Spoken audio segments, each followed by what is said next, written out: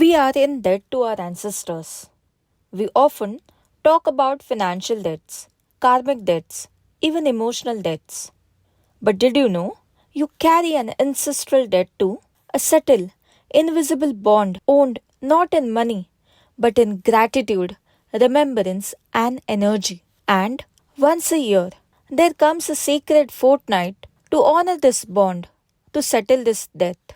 Pitru Paksha, 16 days dedicated to remembering our ancestors, culminating in the most powerful day of all, Sarva Pitru Amavasya, also known as Mahalaya Amavasya.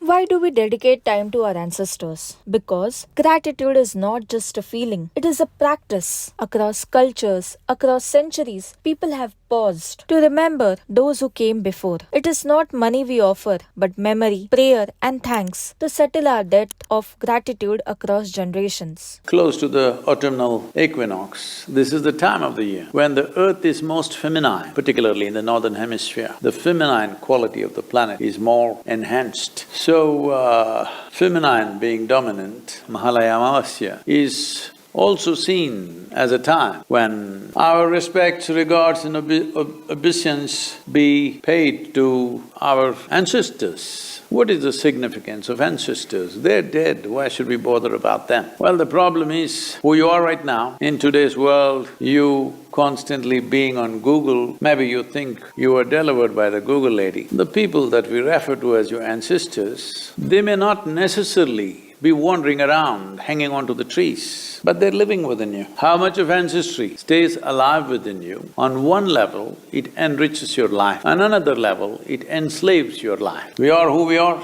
only because of our forefathers. What they learned, what they knew, their skills, their technologies, their sense of life. We have imbibed all of it knowingly or unknowingly, every one of us. Here, Sadhguru emphasizes that honoring ancestors is about consciousness, not obligation. It's remembering that our life is built upon theirs. As we have responsibilities towards the living, we have responsibilities towards the dead. Within a limited period of time after death, there is room for impacting the dead. Mahalaya Amavasya is an important day in this direction. If the death is of a certain kind, within a certain limitations of time, there is a way to impact life that is beyond this body. It is a responsibility that everybody should fulfill, that this is not a question of belief, this is not a question of religion, this is about understanding. The accumulation of body is not the beginning and this embodiment is not the end, that there are other dimensions to life and there are ways to impact those dimensions. This day, Mahalaya Amavasya, is very significant for that. So that is why this Kala Bhairava karma and the way of impacting. This culture has deeply invested in this because we saw that our responsibility for a life is not over with the end of the body.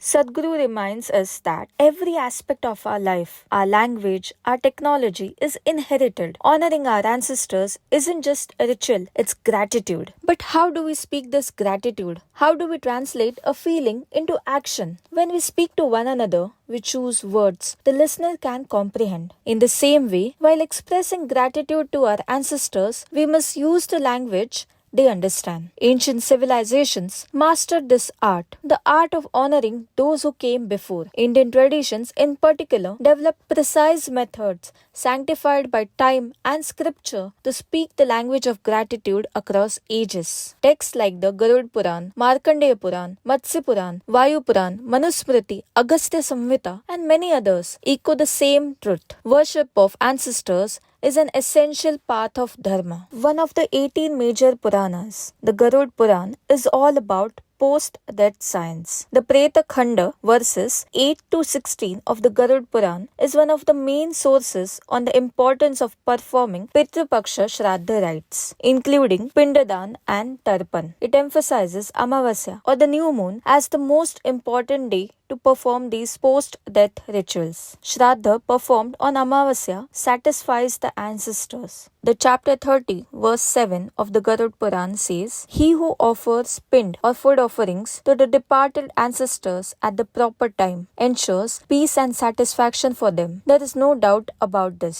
Both Matsya Purana and Vayu Purana describe the Krishna Paksha or the dark fortnight of the month of Bhadrapad or Ashwin as dedicated to the ancestors. They specify that those who missed Shraddha on the exact tithi of their father or ancestors may perform it on the final Amavasya, which covers all four fathers, Sarva Pitru Amavasya. In the Anushashan Parva of Mahabharata, during the conversation between Pitamaha Bhishma and Yudhishthir, verse 88.1 states, "Through Shraddha, the gods are satisfied and so are the ancestors." Also, in verses 89 and 90, Bhishma tells Yudhishthir, ancestors remain satisfied for a year when offered food and water during the fortnights of the Pitars, that is, the Pitru Paksha. Markandeya Puran states that contented ancestors bestow health, wealth, longevity, and even moksha upon descendants. Ruchi Manu, the third Manu of this kalpa, is credited in the Markandeya Puran, chapter 94, verses 3 to 13, with composing the Pitara Stotra, a hymn to the ancestors, which is traditionally recited for Pitru Tarpana, ancestral satisfaction or appeasement. One of the excerpts says, "Architanam murtanam pitrunam dipta tejasam namasyami sada tesham dhyaninam divya chakshusam." I bow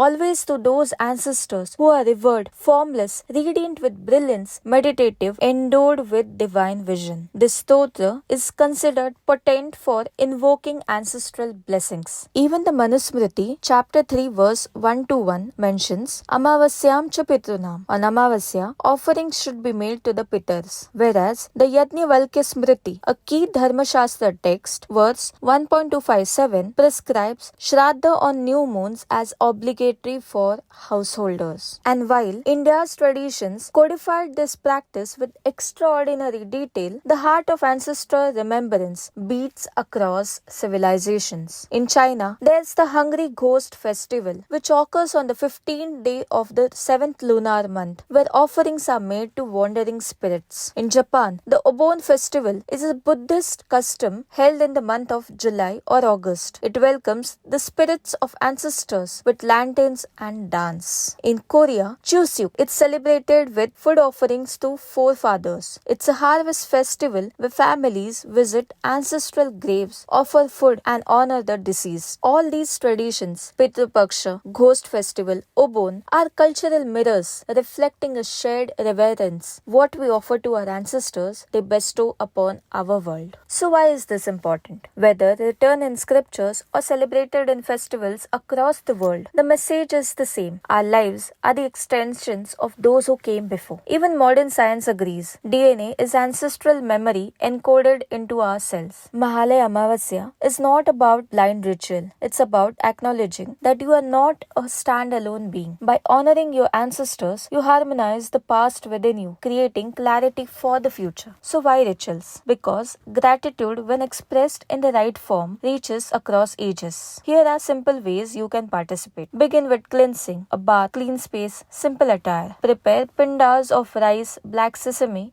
and ghee. Perform Tarpana, water offerings to the ancestors. Feed animals, birds, and the poor. Light a lamp for the departed souls. At Isha Yoga Center, Mahalaya Amavasya is observed with powerful ancestral processes. Volunteers and seekers gather, offering food to the needy, performing traditional rituals like the Kal Bhairav Shanti, and sitting in meditation. The Dhyan Linga and Linga Bhairavi become spaces charged with ancestral remembrance and gratitude. So here's the contemporary mystics insight. We began with the idea of ancestral death. On Sarva Pitru Amavasya, we don't repay it in coins or currency, but in remembrance and gratitude. To settle this ancestral debt is to settle ourselves, to walk forward with the strength of all who came before. As Sadhguru reminds us, this is a day to honor our ancestors through Pitru Paksha, and the impact can reach far beyond, even for those who have gone before. So this Mahalaya Amavasya, participate in person or online in the Kal Bhairav Shanti at the Isha Yoga Center, or simply light a lamp, offer water, say a prayer, or simply sit in in silence with gratitude, because to be spiritual is not to deny your roots but to recognize them consciously. Namaskaram.